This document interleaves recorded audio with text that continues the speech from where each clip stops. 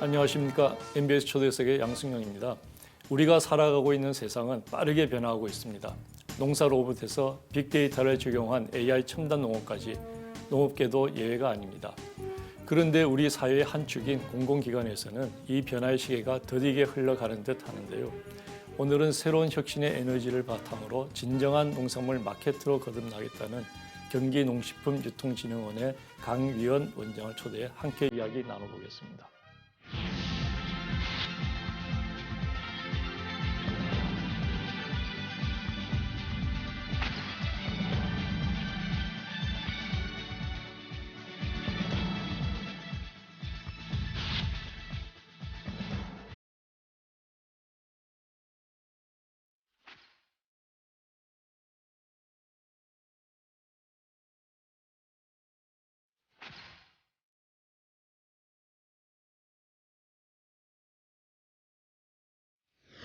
예, 오늘 스튜디오에는 경기농식품유통진흥원의 강위원 원장 자리해 주셨습니다. 나와주셔서 고맙습니다. 네, 반갑습니다. 우선 경기농식품유통진흥원 얼핏 듣기에는 아마 경기 지역의 농식품 유통을 활성화시키는 곳이 아닌가 이렇게 싶은데 그래서 기관 소개를 좀 해주시죠. 그 기관 이름에 담겨 있다시피 그 경기도 농특산물, 경기도 농민들이 생산하는 농산물들을 전국적 판로를 확대해서 또 세계적으로 수출 확대까지 팔아드리는 곳인데요. 이제 작년부터 본격적으로 경기도 관내 전체 초중고 고등학교 학교급식을 또 전담하는 기관입니다. 그렇군요. 뭐 이후 대화 과정에서 많은 얘기가 나오겠지만 경기도 농업, 농촌, 농민과 관련된 모든 어떤 농정의 실행기관 유일한 기관입니다. 자, 기관명이 그 맡은 역할을 다 담아내지는 못하는 것이 아닌가 싶을 정도로 다양한 역할을 하고 있는데요. 그 중요한 업무들을 몇 가지를 소개시켜 주시죠. 가장 중요한 사업은 어쨌든 그 농민들의 그 농산물 팔아드리는 일 첫 번째고요. 두 번째는 지금 그 농업, 농촌, 농민이 단순히 농민만의 곳이 아니기 때문에 지금 도시농업, 공유농업에서 여러 가지 농업의 어떤 확장 일들을 지금 하고 있습니다. 아까 말씀드렸다시피 학교급식도 가장 주요 사업으로 진행되고 있고요. 앞으로는 지금 화두가 되고 있는 농민 기본소득, 타지에서는 이제 농가 수당 정도로 얘기되고 있는데요. 경기도는 이제 기본소득을 모델로 농민 기본소득이면서 동시에 농촌 한 곳을 아예 골라서 거기에 농민뿐만 아니라 농촌의 주민 모두에게 기본소득을 지급해서 어떤 세계적인 어떤 농민 기본소득의 순례지를 사회 실험하는 뭐 이런 것까지 지금 전담하는 그런 곳입니다. 원장님께서는 광주 전남 지역의 그 지역 혁신을 위한 활동을 하시는 분으로 명성이 높았는데 어떻게 경기도하고 인연을 맺게 됐을까요? 와서 제일 많이 듣는 질문입니다. 그래서 뭐 그런 질문을 받을 때마다 제가 광주 촌놈이 좀 큰 데 가서 광주의 시각으로 광주를 바라보는 입장에서 어떤 전국적 시각으로 한번 지역사회를 바라보는 어떤 새로운 혁신의 어떤 유학을 한번 떠나야 되겠다 했더니 광주 지역 많은 그 지인들이 경기도로 가서 경기도를 좀 배우고 어떤 그런 전국적 조망을 할 수 있는 시야를 한번 갖춰와라 해서 왔는데 잘 온 것 같습니다. 경기도가 인구로도 그렇고 규모로도 그렇고 대한민국 4분의 1. 그래서 경기도가 결정하면 대한민국 표준이 된다. 그래서 경기도에서 어떤 혁신 사례가 만들어지면 동네 사례가 아니라 전국적인 기준이 될 수 있기 때문에 좀 신명나게 한 6개월 보냈습니다. 임기가 2년이시죠. 2년인데 2년으로는 좀 부족할 것 같습니다. 그렇군요. 그래서 지난해 이제 취임하셔서 이제 한 6개월 정도 지금 지났는데 그 6개월에 경기도로 유학 온 소감이랄까 소회를 좀 말씀해 주시죠. 만만치 않습니다. 전라도 광주에서는 사실은 걸어 다니면 다 선후배고 한 집 건너 고향 사람이고 다 너 고향이 어디냐 하면 다 이어지고 그런데 여기는 정말 낯선 땅, 사실 낯선 도전입니다.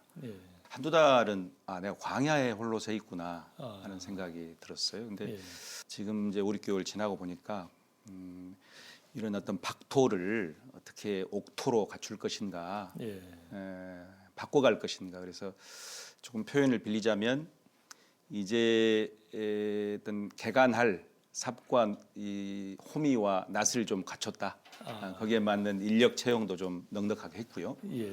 그다음에 예산도 좀 마련해서 올해 2020년 비로소 예. 뭔가 중요한 어떤 설계들을 구체화할 수 있는 그런 기회라고 생각하고 있습니다. 듣기로는 이제 대학 시절에 학생 운동을 하셨다 이렇게 이제 얘기가 들었는데요. 농업과는 어떻게 인연을 맺게 됐습니까? 제가 여기 머리도 깎고 다니고 인상도 그렇게 부드럽지 않아서 학생 운동 얘기까지 하면은 사람들이 편견부터 많이 갖습니다만 20대의 그런 어떤 그 공익적 가치를 소중히 생각하는 20대의 삶의 어떤 과정이 어떻게 하면 우리 사회에 소외된 곳, 가장 아픈 곳, 눈물이 많은 곳을 구체적인 모델로 뭔가 재생 그리고 부활시키는데 기여할까? 그러면 우리 시대에 지금 가장 소외된 곳이 어딘가? 그게 이제 농촌이고 농민이고 농업이다. 해서 14년 전에부터 어떤 농업의 성장뿐만 아니라 농촌 자체의 부흥과 재생이 필요하다. 해서 20대 학생운동 함께했던 동료들과 함께 농촌으로 가자.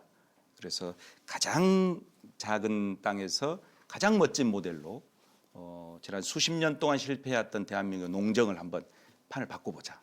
뭐 이런 이런 포부 결기를 가지고 농업 농촌에 관심 갖게 됐습니다. 네. 그렇군요. 예. 우리 강 원장님 농업계와 이제 지자체 인연을 맺게 시작한 것이 전남 영광에서 시작한 농촌 복지 공동체 네. 여민동락이라고 이제 네. 들었는데 이것이 어떤 사업들을 하는 것이고 어떻게 시작을 하셨는지 좀 얘기해 주시죠. 구체적인 설계도는 없었습니다. 예. 이렇게 여민동락이라 하면 맹자의 그 백성과 더불어 즐거움을 같이 하다 이건데 조금 그것을 우리가 바꿔가지고 지역 주민과 더불어 함께하는 농촌 공동체. 그래서 들어가서 보니까 가장 아픔이 있는 분들이 원래 정주하고 살았던 농촌의 노인들의 건강. 그러다 보니까 노인복지 시설을 만들게 됐고 지속 가능한 농촌의 미래의 핵심이 뭘까 했더니 학교가 살아야 마을이 살겠다 해서 폐교 직전에 학교를 살리는 뭐 작은 학교 살리기 운동 또 청년들이 들어와서 할 일이 필요하다. 그래서 유휴지 휴경지 개간해서 협동농장을 만들어가지고 같이 농사를 짓는 하여튼 지난 한 14년 동안 농촌이 살 수 있다면 뭐가 필요한가를 기준을 두고 어떻게 하면 주민들이 자치 민주주의를 통해서 농촌의 자립을 이룰 것인가, 또 산업적 측면에서 농업을 어떻게 살릴 것인가. 그래서 뭐 한 인구 2,000명 되는 작은 면입니다. 그 면에 경제, 복지, 교육, 문화를 융합적으로 함께 살려가면서 인구도 늘어나고 학교도 살고 그런 실험인데 지나놓고 보니까 또 그것도 역부족입니다. 공공의 구체적 관심과 정부의 정책적 개입이 없이는 농촌 살리기 쉽지 않다. 뭐 그런 차원에서 지금 경기도에 와서는 이제 공공의 기관장으로서 그런 철학을 가지고 접근하고 있습니다. 그 프로젝트가 지금 우리 강 원장님께서 이제 경기도로 떠난 이후에도 진행이 되고 있는 겁니까? 그렇습니다. 우리 가족들도 지금 거기 공동체에 같이 살고 있고요. 이제 지속적으로 전국에서 마을로 들어온 사람들이 처음에는 세 부부 6명이 시작했다가 지금 이제 대가정을 이루어 가지고 한 40여 명 자녀들까지 같이 농민이면서 농촌 시민이면서 또 요새 말로 하면 마을 활동가이면서 같이 서로 설계하면서 가난하지만 의미 있게 지금 계속해서 이어지고 있습니다. 그 여민동락은 이제 자립형 농촌 복지 공동체 이렇게 이제 부를 수 있겠습니까? 아마 이제 새로운 그 우리 농촌 복지 또는 농촌 그 정주 문화의 모델을 제시를 했다 이런 측면에서 굉장히 의미가 있을 것 같은데 그 과정에서 가장 어려운 점이 뭐 물론 많았겠습니다만 어떤 것을 들 수 있을까요? 제가 여민동락 설립 10년 만에 책을 한 권 냈어요. 제목이 기적 아닌 날은 없다입니다. 매일매일이 기적이다. 날마다 실패하고 날마다 낮아지고. 그러니까 보통 이 젊은 청년들이 농촌에 들어오면 현재까지도 농촌의 시선이 어떤 도시 문명 안에서의 사회적 실패 탓에 농촌으로 왔다. 이런 사회적 편견부터 예.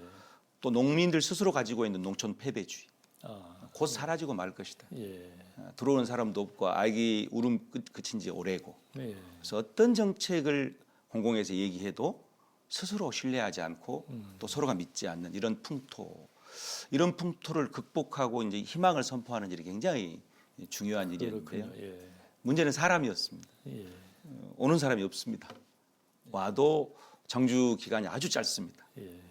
그래서 전사처럼 왔다가 바람처럼 사라진 사람들이 지금 수십 명입니다. 그래서 그렇군요. 경기도에서는 어떻게 하면 귀농귀촌도 중요하지만 귀농을 결단하고 온 청년들과 외부인들이 떠나지 않고 살 수 있는 그런 농촌의 구조를 만드는 것이 근본적으로 농촌을 살리고 지키는 데 중요한 과제다. 뭐 이런 생각 갖고 있습니다. 예. 뭐 여러 가지 사업이 있었는데 광산구 주먹밥은행, 더불어락 노인복지관 뭐 이런 사업들도 있네요. 네. 잠깐 소개를 해주시죠.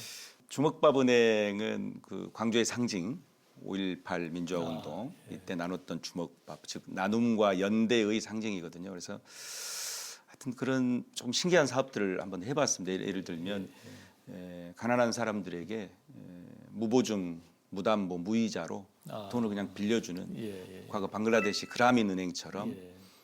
가난한 사람은 오히려 은행에 가서 돈을 빌릴 수가 없잖아요. 그렇죠. 그래서 예. 뭐 그런 어떤 신뢰에 기반한 은행을 한번 만들어보자 해서 지금도 이어지고 있고요. 아, 더불어랑 노인복지관은 제가 이제 농촌복지하면서 또 농촌 운동하면서 노인들이 많이 계시기 때문에 그런 농촌 노인에 대한 복지 또 그들이 복지 수혜자에서 자립적인 복지의 주체로 되게 하는 것 이런 고민을 많이 했었는데 지자체에서 그러면 노인복지관을 직접 한번 경영을 한번 해봐라 해가지고 어떤 자립형 또 노인복지 공공의 개입도 있지만 주민들이 민주주의를 통해서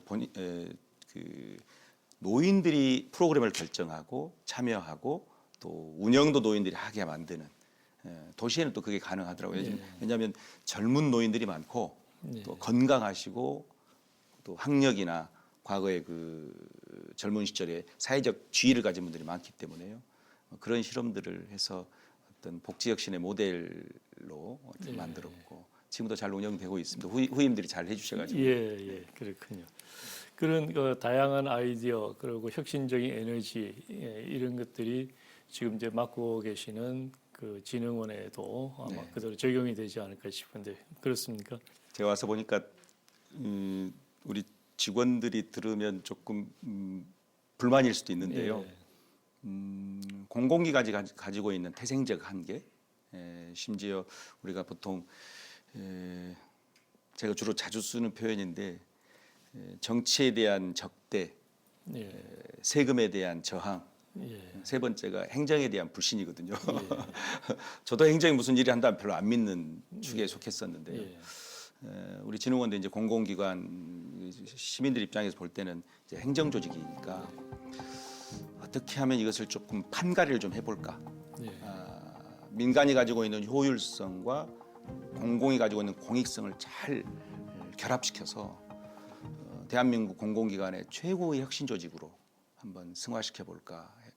한 6개월 동안 뭔가 좀 100m 달리기 하듯이 좀 뛴 것 같아요. 근데 운 좋게도 내부에 이런 어떤 흐름에 동의하는 동료들이 여러 명 계셔서 지금 조금 그 기반을 닦았다 싶습니다.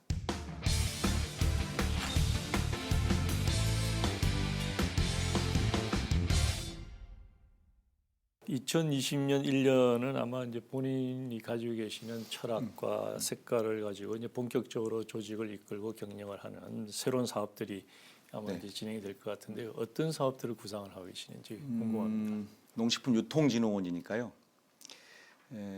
유통 채널들을 좀 다양하게 해서 농촌의 좋은 기술, 특히 농식품 생산, 뭐 농가공품 생산에 관련해서 좋은 어떤 품질도 좋고 좋은 기술도 가지고 있는데 판로가 없어가지고 문을 닫는 기업이 없을 수 있도록 온라인 플랫폼을 활성화해서 그런 기업들 마케팅부터 판로까지 다 지원하는 목표는 단순히 농촌의 대기업이 아니라 소농들 특히 소규모 농식품 기업들 대략 한 100개 정도를 선발해서 집중 지원해 가지고 어떤 자립 운영 모델을 만들 수 있도록 그게 첫 번째 과제입니다.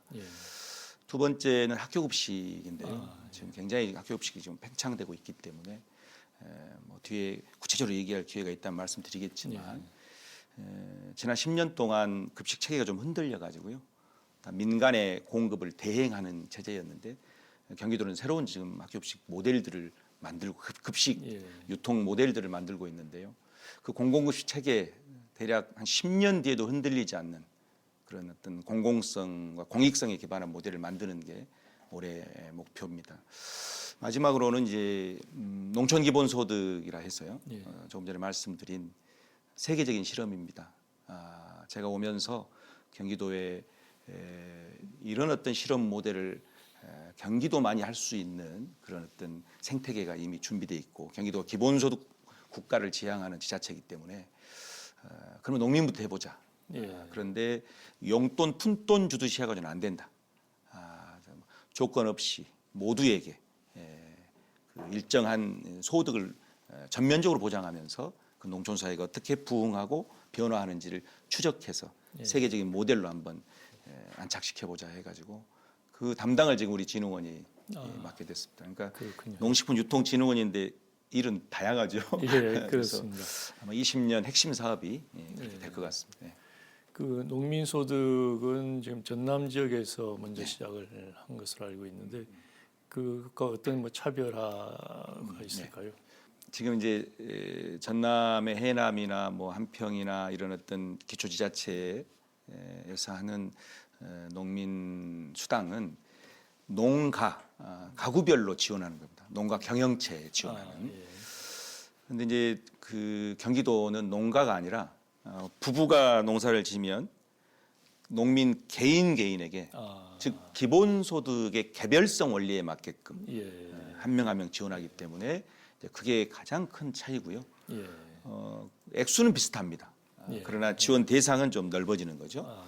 근데 문제는 이제 거기에 포함해서 농촌 기본소득인 거죠. 농민이 아니라 농사를 짓든 안 짓든 한 개 면에 뭐 10,000명이 산다. 그럼 거기에 모두 다에게 거주자에게 주는 거죠. 그래서 이제 그것은 완벽한 이제 기본소득의 여러 원리에 부합하는 것이기 때문에 경기도는 그래서 농민수당이라 부르지 않고요.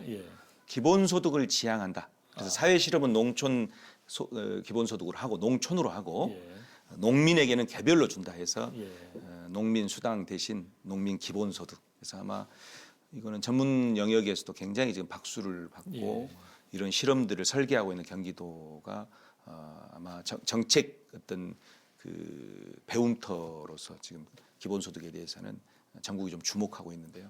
반드시 성공했으면 좋겠다. 그런 생각을 갖고 있습니다. 저도 농업 경제학을 연구하는 사람으로서 굉장히 흥미가 가는 이제 그런 프로젝트인 것 같은데요. 아무래도 이제 예산이라든지 이런 것이 이제 그 관심사가 되지 않겠습니까? 그게 경기도에서 충분하게 감당할 수 있고 또 그런 이해가 될 수 있는 그런 뭐 디자인이 됐으면 좋겠네요. 아마 경기도니까 가능하다라고 좀 질투하는 지자체도 있고요. 그래서 가능한 지역에서 한번 이게 국가 정책으로 전환될 수 있는 하나의 광역 단위의 실험이라고 생각하시면 좋겠습니다. 교수님도 많이 응원해 주십시오. 성공 모델 찾아보겠습니다. 그렇게 하겠습니다. 농민소득의 개념을 확장을 해서 농촌소득의 개념으로 하는 것이 굉장히 이제 좋은 그 시도인 것 같은데요. 그것이 이제 경제학적인 관점에서 보면 예산의 문제 또 효율성의 문제가 있을 것 같습니다. 어떻게 그것을 디자인을 하실 생각이신가요? 경기도가 그런 어떤 사회 실험이랄까 전국적 모델이 될 만한 각종 작지만 굉장히 굵직한 어떤 혁신적 실험을 굉장히 적극적으로 제안하고 또 수렴하면서 그것을 집행하는 속도 있게 집행하는 게 이제 경기도의 장점이더라고요. 와서 보니까 타시도는 돈이 있냐 이렇게 먼저 묻습니다. 가령 전라도 광주는 아무리 좋은 정책적 아이디어를 내도 돈이 있냐 이렇게 반문하는데 경기도는 세상을 바꿀 생각이 있느냐? 생각이 있으면 돈은 마련하자. 다른 거 줄이자. 이렇게 하더라고요. 그래서 발상의 전환이네요. 그렇습니다. 그래서 저 같은 사람들은 생각을 내면 돈이 있냐 하는 순간 그다음 진척을 못 하잖아요. 여기서는 생각을 내라 해서 한국 농정을 제대로 근본적으로 한번 탈바꿈할 그런 어떤 이제 근본책이 필요하다. 30년, 50년 농정 미래에 대한 대안적 설계가 없지 않느냐. 그러려면 농민 기본소득에서 나아가서 농촌 기본소득으로 정주하는 모든 사람들에게 좀 예산 투입을 해서 소득이 적당하게 보장될 때 인간은 얼마나 존엄해지는가. 이기적 탐욕의 갈등이 아니라 서로 연대하고 협동하고 나누는 문화.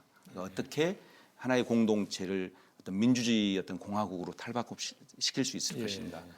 이런 것들을 설파했더니 경기도가 과감하게 결단한 거죠. 그래서 지금 대략 한 28억 정도를 사회실험 구축 비용으로 시스템을 마련해야 되기 때문에요. 이렇게 되면 마련되면 이제 도가 추경 통해서 이제 농민, 농촌의 시민 개개인에게 지급할 액수도 정하고 전체 규모도 정하는데요. 이런 설계들을 기꺼이 받아준 하여튼 경기도의 어떤 정책 전담 부서들에게 박수를 보내고요. 하여튼 뭔가 새로운 어떤 모델들이 나올 것 같습니다. 그렇군요. 그 농촌 기본소득이라는 혁신적인 아이디어 잘 도입이 되고 성공적으로 정착을 할 수 있기를 저희도 아마 기대를 해보겠습니다. 다음 기회에 그 과정들을 잘 기록하고 정리해서요. 기회 되면 다시 방송에 나와서 그때는 자랑을 하겠습니다. 다시 한번 모시겠습니다. 자, 최근에 추세가 1인 가구 그리고 이제 고령화 이런 것이 사회적인 이제 변화의 바람이고 이것이 농식품 소비 유통에도 이제 영향을 미칠 것 같습니다. 그 유통진흥원에서는 이런 그 변화에 맞춰서 이제 그 어떤 정책, 새로운 정책들 도입을 해야 될 텐데 어떤 것을 구상을 하고 있는지요? 뭐 민감한 얘기일 수는 있습니다만 이 경기도가 한 20년 전에 전국의 아주 선진 모델로 공공이 구축한 온라인 플랫폼 경기 사이버 장터라 해서 그때는 이제 굉장히 선진 모델로 출발을 했습니다. 잘 아시겠지만 공공이 이 마중물이 돼서 뭘 발굴해 가지고 그것이 민관이 협력해서 새로운 모델을 만드는 데 기여하는 데서 공공의 역할이 끝나야 되는데 이제 시절이 이렇게 지나고 보니까 그런 온라인 쇼핑 또는 그 온라인 몰이 다 이렇게 대형업 민간 기업에서 지금 큰 유통 채널들이 다 만들어지고 있잖아요. 그렇죠. 그래서 와서 작년에 그 기존에 했던 그 유통망, 그 유통 채널 경기 사이버 장터 하여튼 연말에 문을 닫았습니다. 이제 문을 닫고 뭐 제가 뭐라고 표현했냐면 이 5G 시대에 386 컴퓨터를 쓰고 있는 경우다. 그래서 그 대형 그 유통 채널에 경기도 기존에 했던 성과들을 탑재해 가지고요. 온라인 유통에서 농가 소득을 확장할 수 있는 어떤 해법들을 본격적으로 올해 찾아서 어떤 그 유통의 흐름을 좀 바꿀 그런 계획입니다. 우리 물류 특성상 이제 농산물 같은 경우는 이제 온라인 배송이 힘들다 이런 이제 그 얘기가 있었고요. 그러나 이제 최근에는 뭐 총알 배송, 새벽 배송 뭐 이런 그 기술의 개발이 물류 기술의 개발이 그런 것들을 얼마든지 가능하게 이제 하지 않습니까? 이런 흐름 속에서 유통업계와 이제 생산자 간의 어떤 괴리나 갈등 이런 것도 있을 수 있거든요. 우리 그 농업 농촌에 계신 분들에 대한 이런 문제는 어떻게 그 보완을 하실 계획이신가요? 딱히 비법은 없습니다. 없는데 저희는 기존에 해왔던 뭐 이렇게 직거래 장터라든지 앞으로 아파트와 농촌을 구체적으로 연결해서 공공이 이 인증을 통해서 공증을 해주면 도시민들이 이 어떤 구체적 정보를 가지고 신뢰에 기반해서 농산물을 구입할 수 있는 그런 체제, 할 수 있는 모든 일을 지금 해보려고 하고 있고요. 또 하나는 어찌됐든 저희는 그 학교 급식이라고 하는 아주 광활한 이 소비처를 가지고 있습니다. 그래서 현재 전부 다 계약 재배를 통해서 농가도 살리고 또 학생들에게도 건강 자산을 보증할 어떤 친환경 농산물도 유통하고 있기 때문에 그런 경기도만의 여러 자산들을 잘 설계해서요. 또 수도권 전체의 소비처가 널려 있기 때문에 거기까지 해서 농산물 판로 확대 어떤 여러 가지 신경을 쓰려고 지금 준비 중입니다. 우리 이제 시장의 온라인 그 유통 비중이 이제 증가함과 동시에 이제 또 다른 이제 한 축이 그 생산자의 직거래 이런 것이지 않겠습니까? 그 농촌과 도시를 연결해서 서로 상생할 수 있는 이런 뭐 방법, 비법이라고 할 수는 없겠지만 이제 그런 방법들이 지금 얘기하신 그 친환경 급식 뭐 이런 것을 통해서 할 수 있겠죠. 가능하면 지금까지 도농 또는 농도 어떤 연계 사업들이 한 지난 수십 년 동안 여러 노력에도 불구하고 안정적 모델을 만드는데 실패해 왔습니다. 그래서 지금 로컬 푸드 형태 또는 저희 같으면 농산품 홍보관 통한 뭐 G마크 전용관도 있고 여러 어떤 그 실험들을 지금 하고 있는데 올해는 그런 것들을 실패 모델들은 좀 이제 과감하게 공공해서 청산하고요.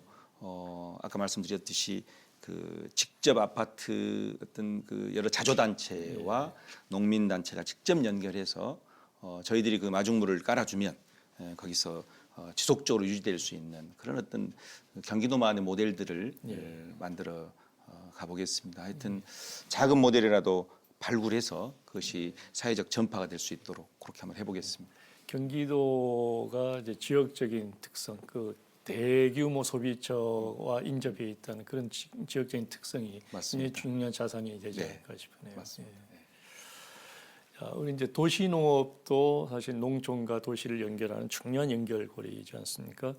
그 앞으로 우리 그 도시민들이 농업에 대한 관심도 커지면서 농업에 대한 우군의 역할을 할 수 있는 것이 이제 도시농업이라고 볼 수 있는데요. 그 진흥원에서는 이 도시농업을 어떻게 준비하고 계신지요? 도시농업에 이제 여러 형태들이 있는데 진흥원이 굉장히 중요한 사업을 해왔더라고요. 그 우리 도시공사 또는 LH 이런 데로 연계해서 그 중에 하나가 매입 임대주택, 그러니까 주택 매입해서 임대를 해주는데 그 대체로 이제 어려운 분들이 사회적 배려계층들이 많이 사시지 않겠어요? 거기에 옥상 텃밭을 만들어서 단순히 이 텃밭만 운영하는 것이 아니라 그 임대주택에 살고 있는 분들의 안부 확인까지 거치는. 그래서 뭔가 어떤 그 복합적 역할을 하는 어떤 그런 걸 통해서 도시농업을 활성화하고 있었고요. 올해부터는 경기도가 본격적으로 작년에는 경기도 공영농장, 그러니까 조금 소박하게 얘기하면 도민 텃밭인데 대형 텃밭입니다. 수백 가구가 들어가서 거기서 같이 농사를 짓는. 근데 그게 성과가 좋아가지고 경기도가 지금 한 개에 있던 용인의 흥덕지구에 있던 것을 확장해서 올해는 광교 도시텃밭 포함해서 지금 5개로 늘리는데 제 생각에는 경기도 정도의 인구나 땅덩이면 이런 경우 한 100개 정도로 좀 늘어나야 된다 해서 어쨌든 LH도 만나고 도시공사도 만나서 성냥갑 같은 아파트 짓는 데만 땅을 쓸 게 아니라 대지 위에서 씨 뿌리는 그런 도시인들이 많아져야 그것이 아까 교수님 말씀처럼 농업의 가치도 인식하면서 농촌의 우군이 되는 그런 어떤 도농 연계형 도시농업을 확대해 가려고 준비하고 있습니다. 그 도시농부들의 이제 손길이 요즘 뭐 바빠지는 이제 봄이 이제 다가왔는데요. 도시농업에 대한 이제 계획과 전망은 어떻게 보시는지요? 지금 했던 규모도 확대할 계획을 가지고요. 조금 도시농업 중장기 계획이랄까요? 우리 보통 뭐 재정 계획이 있듯이 복지 계획이 있듯이 도시농업 계획을 좀 세워서 올해는 지금까지 했던 그 도시농업의 성과들을 좀 모아가지고 경기도 유형의 어떤 새로운 도시농업 체계들을 만드는데 올해는 좀 투자를 해야 할 것 같고요. 단순히 농장을 늘리기만 해서는 되는 것이 아니라 예를 들면 농장 안에 도시농업 안에 예를 들면 장애인 텃밭은 어떻게 만들 거냐. 뭐 이렇게 포르투갈 같은 데 갔더니 이렇게 휠체어 타고 농사질 수 있는 구조를 만들어서 예. 어떤 진입 장벽을 낮추더라고요. 예. 그래서 다양한 유형의 어떤 도시농업의 형태들을 만들어 가지고 예. 그것을 점차 좀 색깔 있게 확대하는 뭐 그런 계획들을 가지고 있습니다.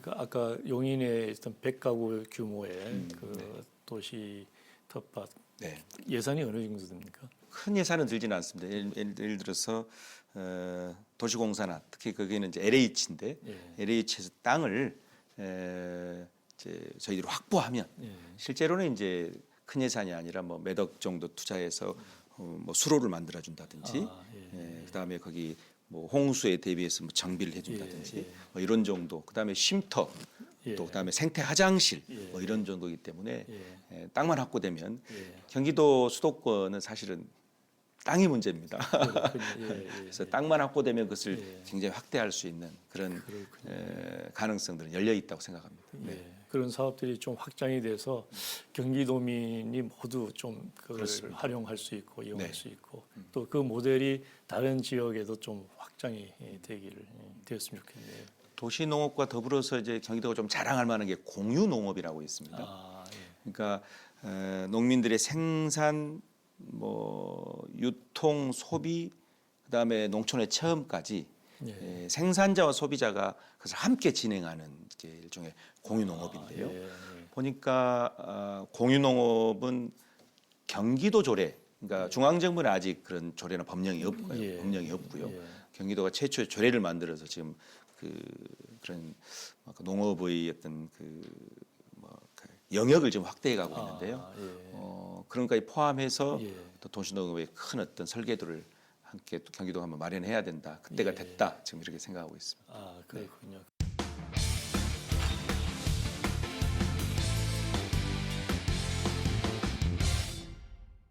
지난해부터 경기 지역 학교 급식을 이제 진흥원에서 직접 챙기고 계신데요.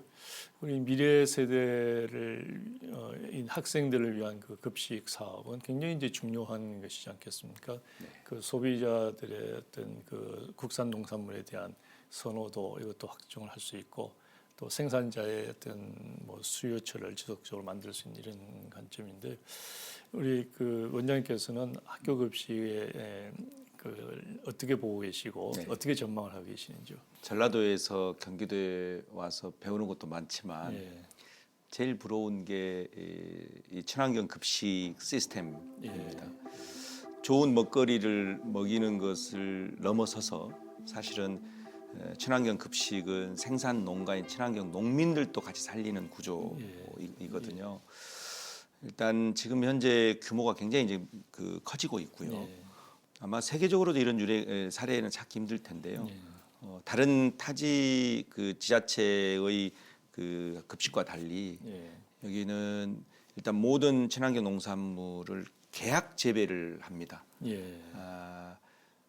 가격은 높낮이 또는 폭등, 폭락 이런 거 다 예. 안정적으로 예. 지켜가면서 농민들은 마음껏 농사만 지켜야 하는 이런 예. 체제에 좋고요. 또 이런 학교 급식을 넘어서서 군급식, 어린이급식, 복지시설급식까지 여러 공공급식을 확대하는 이런 계획까지 가지고 있어서 참 부럽고요. 농민들에게 이런 안정적인 소비처뿐만 아니라 아이들도 우리 친환경 농산물들을 마음껏 먹을 수 있는 건강을 지킬 수 있는 미래의 사회적 비용들을 다 줄이는 거죠. 아이들이 건강해진다는 것은요. 그래서 이런 설계를 하고 과감하게 여기 예산을 투입하고 있는 경기도가 부럽습니다. 네. 현재 그 친환경 급식의 참여도 뭐 어느 정도고 또 만족도는 어떻게 평가가 되는가요? 만족도는 예상한 바대로고요. 최고죠. 자기 특히 학부모들 만족도는 아이들에게 친환경 식재료로 급식을 할 수 있다는 거니까요. 경기도가 대략 그 친환경 농가가 한 5천 농가 됩니다. 그런데 그 중에 그러니까 학교 급식을 할 수 있는 가능성이 있는 데가 약 1,600 농가 정도 됩니다. 600에 1,700 사이 되고요. 현재 급식에 참여하고 있는 농가가 1,200 농가니까 대략 한 급식 가능한 친환경 농가 중에는 70%가 넘게 계약 재배를 통해서 지금 급식에 참여하고 있고요. 학교 수로는 1,350개 학교, 지금 한 80만 명이 넘어갑니다. 이제 올해부터 초등학교, 중학교를 넘어서 이제 고등학교로 가기 때문에 이제 고등학교는 급식의 숫자가 중요한 게 아니라 급식의 양이 엄청나게 늘어나겠죠. 그래서 아마 지금 한 100만 명 시대를 준비하면서 한번 점검을 해야 되지 않겠는가. 급식의 방법, 또 단계, 여러 가지 절차 관련해서도 그렇고요. 지금 그 정도로 조금 안정적 단계에 지금 접어들었는데요. 아마 공공급식이 확대되면 여기에 따른 물류 시스템이라든지 여러 가지 지금 보완해야 할 과제들도 지금 많이 있습니다. 잘 준비해 보겠습니다. 그것을 지금 이제 그 경기 농식품유통진흥원이 이제 실행 부서지 않습니까? 그것이 이제 다른 지역에서는 뭐 실행은 민간 업체에 맡기고 이제 관리만 하고 이런 것이 있는데 그 장단점이 있을 것 같습니다. 지금 경기도 모델은 어떤가요? 그 학교 교육이 사회 서비스로서 교육을 공공이 담당하듯이 이제 급식은 단순히 그 밥 배달이 아니거든요. 식자재 배달이 아닌데 공공이 해야 할 중요한 어떤 공적 영역에서의 과제들이 있는데 그 하나가 급식이다.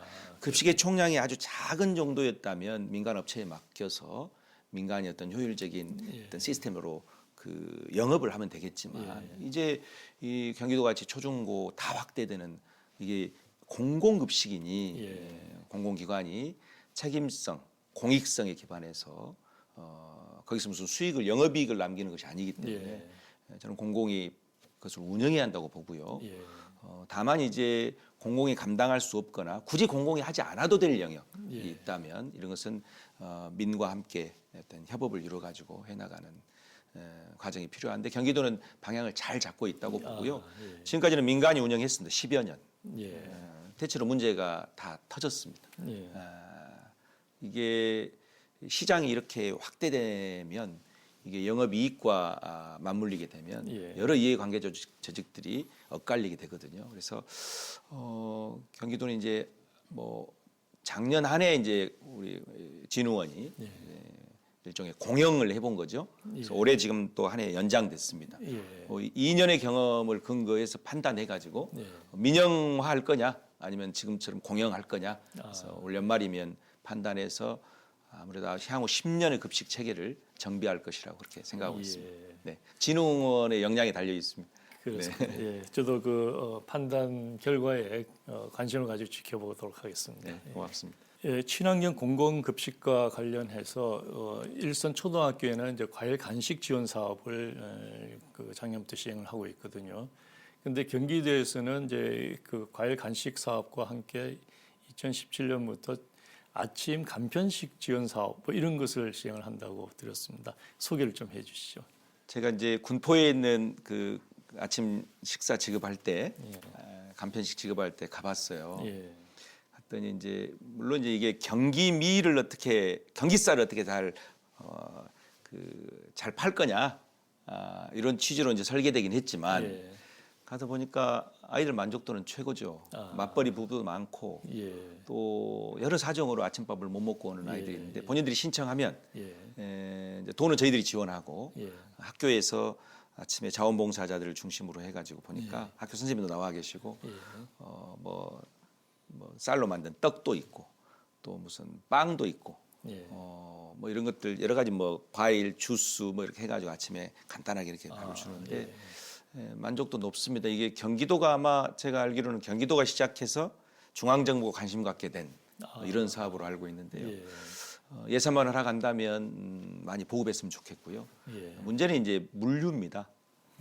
물류비가 많이 드는 거예요. 그렇죠. 양은 조금씩 학교마다 들어가는데 그래서 만약 혁신할 수 있다면 저는 마을의 협동조합이라든지 마을의 NGO들이 큰 물류비 들이지 않고 인근 학교에 이것을 납품하고 동네 경제, 마을 경제를 살리면서 거기서 또 주문해서 사고하는 그런 어떤 소박한 마을 단위의 생태계를 만들어서 이것이 지속 가능하게 하면 어쩔까 하는 그런 구상을 가지고 하여튼 새로운 시스템을 만들려고 노력 중입니다. 그렇군요. 그게 로컬 푸드와 연계가 될 수 있는 그런 사업이겠네요.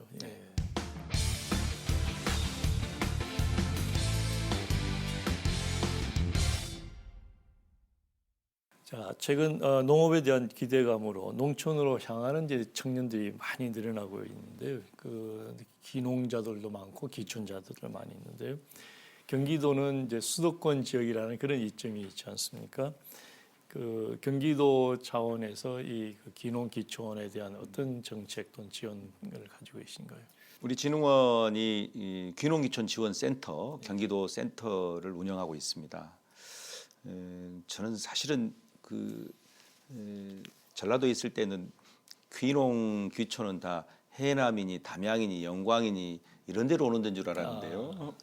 여기 오니까 의외로 경기도의 정주 여건이 좋기 때문에 귀농 귀촌 인구가 많습니다. 보니까 귀촌 인구는 굉장히 많아요. 그 전국에 한 뭐 30여만 명 중에 경기도가 한 9만 명 통계가 잡힐 만큼 귀촌 인구는 많고요. 귀농 인구도 연간 1,000여 명이니까 문제는 땅값은 비싸지만 경기도의 뭐 복지, 교육, 의료, 문화 이런 체계들이 잘 잡혀 있잖아요. 그래서 아마 수도권에서 귀농하면 경기도가 어떤 그런 장점이 있다 싶어서 지금 뭐 꾸준하게 귀농귀촌 대학 운영하고 있고요. 또 물론 31개 시군 중에 대부분은 기초 정부에서 기초 지자체에서 무슨 뭐 교육 같은 걸 이루어지고 있는데 시군이 감당하지 못하는 영역에서 거점별로 저희들이 귀농귀촌 대학 운영하고 있고 특별히 귀농인의 집 해가지고 특히 청년 농부 청년들이 농부가 되기 위해서 귀농을 했는데 관건은 땅과 집이거든요. 그렇죠. 그래서 귀농인의 집 통해서 농촌 체험도 하고 농가에 적응하는 훈련도 해가지고 이제 농부 또는 농촌 시민이 되어가는 뭐 이런 것들 하여튼 전국에서 하고 있는 것의 축소판이기도 하지만 좀 내용을 내실 있게 해서 경기도가 귀농귀촌의 최적지가 될 수 있도록 기반 마련하는 데도 애를 쓰겠습니다. 청년 농부들이 이제 농촌에 뿌리를 내리기 위해서는 무엇보다도 이제 생활이 가능한 소득이 맞습니다. 전제 조건이 돼야 되는데 생산의 시대에서 소비의 시대로 넘어갈 때 얼마나 생산하는 것이 아니냐, 그러니까 얼마나 많이 팔리느냐 이런 것이죠. 판로 문제가 이제 굉장히 중요할 텐데 그 귀농을 하시는 분들이 특히 이제 취약한 부분이 뭐그 유통 마케팅에 접근하는 것일 텐데 그것도 지원하는 그런 프로그램이 있는 거죠. 네, 그렇습니다. 농촌의 어떤 철학적으로만 귀농귀촌을 할 수 없잖아요. 이제 먹고 살아야 되는데 아마 진흥원에서 보니까 지금까지 꾸준하게 그런 사업을 해왔는데 특히 이제 청년 농부와 관련해서는 뭐 포장지를 지원한다든지 마케팅 교육을 한다든지 그다음에 여러 법령 행정적 절차에 대해 지원한다든지 이렇게 해서 안정적인 어떤 자립을 할 수 있도록 지원하는 사업들도 있고요. 또 뭐 그 청년 농부뿐만 아니라 우리가 융복합 산업이라 해서 뭐 교수님 잘 아시겠지만 6차 산업 생산, 유통, 소비까지 함께 어떤 그 판로 확대까지 같이 하는데 저희들이 구체적 그러니까 기술도 지원하고 또 사후 관리까지 쭉 해주면서 시장에 진출할 수 있도록 하는 겁니다. 일단 자본으로 승부를 할 수 없을 만큼의 다 소규모이기 때문에요. 공공기관에서 그런 자본을 투입해서 어떤 연착륙할 수 있는 기회를 만드는 다양한 일들을 하고 있고 심지어 이제 샵을 마련해서요. 뭐 하나로마트 안에 그런 농부들의 그 농가공품 판매하는 샵들을 마련해가지고 거기에 입점시키고 아까 말씀드렸던 온라인에도 입점시키고 해서 어떤 다방면으로 지원을 하고 있습니다. 네. 경기농업유통진흥원이 이미 뭐 그 많은 사업들을 중요한 사업들을 하고 있지만 원장님이 새롭게 또 구상하는 또 많은 프로젝트들이 있어서 앞으로 경기도 농업뿐만 아니라 경기도민 전체의 어떤 생활 복지에 중요한 어떤 전환이 될 것 같은데 이제 임기가 한 1년 반 정도 남았습니다. 그 임기 동안에 이것만은 꼭 확실한 틀을 만들고 싶다 또는 변화를 꼭 이뤄내고 싶다 하는 것이 있으면 소개를 좀 해주시죠. 결국 사람이 관건이기 때문에 공공기관 아까 뭐 서두에도 모두에도 말씀드렸지만 사실상 이 수직적 유계에 따른 그 어떤 경직된 이 관료주의 이걸 어떻게 혁파할 것인가 아래로부터 민주주의를 통해서 실제로 그냥 세금 정해진데 영혼 없이 그냥 뭐 물 뿌리듯이 그냥 뿌려버리고 마는, 그리고 어떤 성과를 그냥 포장해서 이런 어떤 구조화된 뭐랄까 요새 자주 쓰는 이 공공기관의 적폐들을 어떻게 손을 볼 것인가, 이게 이제 사실은 제 과제인데요. 가능하겠더라고요. 반드시 희망을 선포하고 그 성과를 같이 공유하는. 제가 자주 쓰는 표현이지만 키 큰 숲을 지나니 내 키가 커졌다. 그래서 모든 이 혁신의 과제가 직원들이 짐이 아니라 공공기관 한 명 한 명이 우리 사회 혁신가로 성장하게 만드는 그 구조. 그래야 임기 마치고 가더라도 이 혁신 역량이 결집해서 뭔가 의미 있는 공공기관의 역할들을 할 수 있지 않겠는가. 이게 이제 제 어떤 조직 안에서의 담대한 어떤 결심이고요. 아마 가능할 것 같다, 이런 생각이 듭니다. 사업 내용적으로는 십수년 해왔던 사업이라 할지라도 공공기관을 없애거나 새로 설계하는 데 굉장히 경직돼 있거든요. 안 되는 사업은 전부 다 일몰 처리해서 2020년에는 계속 해야 할 사업과 안 해야 할 사업을 구분 정리해가지고 선택 집중하는 그런 사업 혁신도 이루어야 된다. 마지막으로는 이제 철학의 혁신입니다. 농업, 농촌, 농민들을 존엄하게 예우하고 농업이 가지고 있는, 특히 농업이 안 보이고 농민이 군대라고 하는, 적어도 이 땅은 농업을 산업적 가치로 비교 우위를 정해가지고 소멸시켜서는 절대 안 되기 때문에 전체 도민들이 농업을 바라보는 관점과 철학을 새로 세울 수 있도록 이런 일들 하여튼 지치지 않고 한번 해 나가고 싶습니다. 저도 오랫동안 중앙정부, 지방정부의 그 농정에 관여도 해보고 또 옆에서 지켜본 그 입장에서 제가 항상 아쉬운 점이, 그 정부들은 성과를 예산을 쓴 것을 성과로 생각을 하거든요. 근데 제가 상식적으로 보면은 그 예산이 쓴 것이 어떤 형태로 나타났느냐 하는 결과를 가지고 평가를 해야 되는데, 그래서 그런 면에서 아까 원장님께서 그 안 되는 사업들은 과감하게 일몰을 한다. 그것은 정말 그 혁신의 첫걸음이 아닐까 싶습니다. 열심히 해보겠습니다. 그 지역 혁신가에서 농업 관련 공공기관장으로 이제 옷을 갈아입으셨는데요. 경기농축유통진흥원 행보를 관심 있게 지켜보고 계시는 이제 지역의 농업인들, 그리고 일반 시청자분들께 한 말씀 부탁드리겠습니다. 저는 농촌이 희망이라고 생각하는 사람입니다. 그리고 흙과 대지와 함께 사는, 흙에 씨 뿌리면서 농사 짓는 사람들이 진정한 주인이라고 생각하고 삽니다. 농민들이 힘내야 합니다. 그리고 농촌이 살아야 합니다. 그래야 대한민국의 미래가 있습니다. 대부분의 선진국들은 농업, 농촌 이 영역에 집중적이고도 고도화된, 그리고 아주 지속적인 지원을 아끼지 않고 있습니다. 저는 대한민국이 여러 과제에도 불구하고 농적 가치를 어떻게 잘 구현할 것인가에 대한 그런 대안 없이 대한민국 유지될 수 없다 싶습니다. 4차 산업혁명 시기에도 밥은 먹어야 하기 때문입니다. 기계를 먹을 수는 없습니다. 그래서 우리 도민들도, 그리고 또 우리 전국의 시청자분들도 그 농업, 농촌, 농민 모두에게 늘 응원하고 박수 보내면서 함께 동행하는 그런 분들이 됐으면 좋겠습니다. 저희들도 공공기관 최선을 다해서 박수 받는 기관이 될 수 있도록 노력하겠습니다. 고맙습니다. 잘 들었습니다. 아까 초두에 그 광주 지역에서 경기도로 유학을 오셨다 이렇게 했는데 제가 보기에는 물만난 고기가 아닌가 싶습니다.